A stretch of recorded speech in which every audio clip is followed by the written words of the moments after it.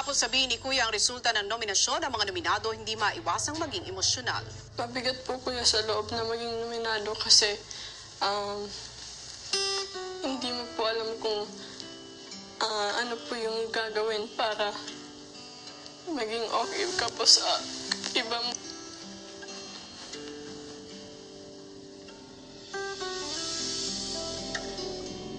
At ikaw naman, Heaven. Pagod na ako, Kuya. Sobrang nakakapagod maging nominee na. Every single day, isipin niyo, Kuya. Last day mo na ba to? Last week mo na ba to? Kailangan na lang po maging strong. At ikaw, Christian. Pang-apat mo na ito. Ano po, to be honest po, Kuya, I don't know what to feel. I don't know what to think. I don't know